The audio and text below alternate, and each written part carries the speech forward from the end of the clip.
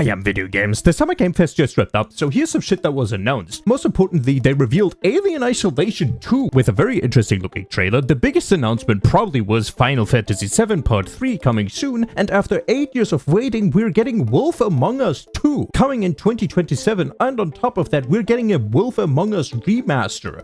That's what they spent 8 years on, I guess. Sonic Racing is getting a new update featuring, of course, as we expected, Avatar: The Last Airbender, Godzilla, and Neon Genesis Evangelion.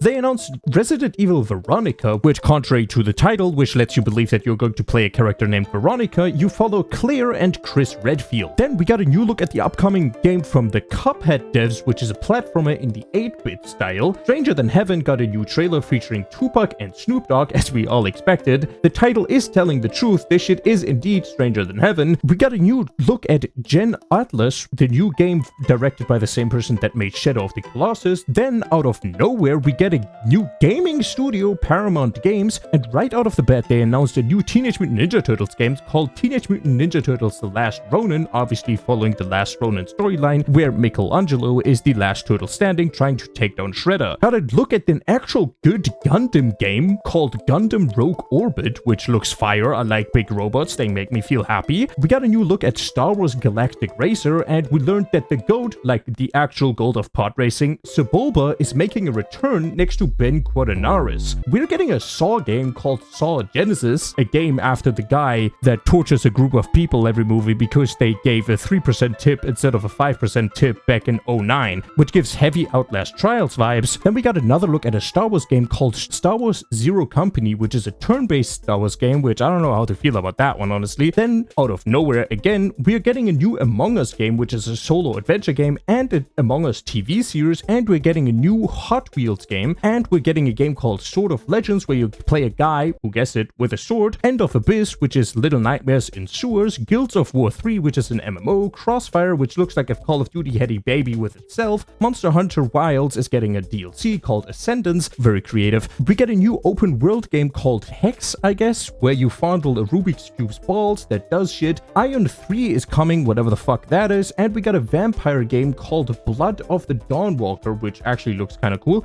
and then Lord of the Fallen 2. I might have missed some stuff, but fuck it. Oh yeah, I forgot. Stellar Blade and Attack on Titan are both getting a game as well. Now, personally, I'm kind of torn on this entire event, but overall there were some cool announcements, but a lot of like DLC stuff and shit. I thought there was more new game announcements rather than that.